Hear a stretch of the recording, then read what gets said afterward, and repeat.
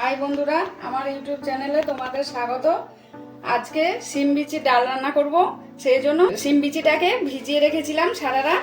বন্ধুরা, শিম বিচিটা সারা রাত ভিজিয়ে রাখলে তারপর ছাড়ালে দেখবে খুব সহজেই বিচিগুলো ছেড়ে যায়। এমনিও ছাড়ানো যায়, কিন্তু সেটা নখে ব্যথা লাগে, বেশি ছাড়ানো যায় না।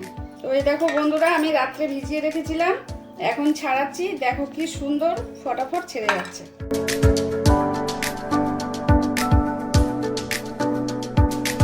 এইভাবে সব বিচিগুলো ছাড়িয়ে নেব।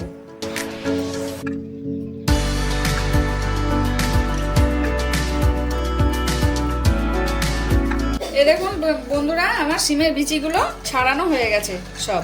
এবার এগুলোকে আমি প্রেসারে দুটো সিটি দিয়ে নেব। একটু নুন দিয়ে দিলাম।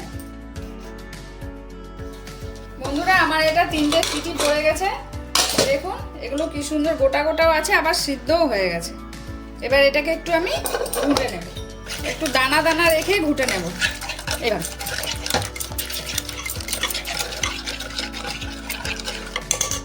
দেখুন বন্ধুরা, এভাবে দানা দানা থাকবে। বন্ধুরা, ডালটা এবার সম্বাদ দেব। কড়াই গরম হয়ে গেছে, কড়াইয়ে সর্ষের তেল দিয়ে নিলাম। তেলটা গরম হয়ে গেছে, এবার ওর মধ্যে শুকনো লঙ্কা, তেজপাতা আর কালো জিরে ফোড়ন দিলাম। একটু আদা বাটা দেবো, একটু লঙ্কা বাটা দেবো। মশলাটা ফিরতে বলে একটু জল দিয়ে দিলাম।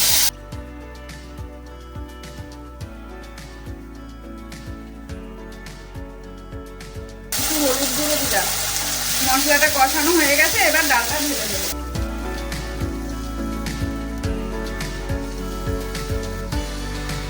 একটু স্বাদ মতো চিনি দিয়ে দিলাম, একটু ধনেপাতা দিয়ে দিলাম।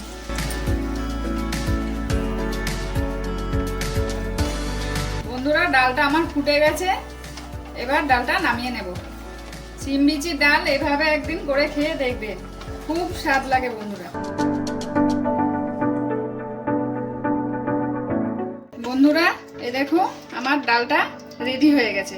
এভাবে একটু দানা দানা থাকবে, তবেই স্বাদ লাগবে খেতে। ভালো লাগলে একটা লাইক করে দিও, কমেন্ট এন্ড সাবস্ক্রাইব করে দিও।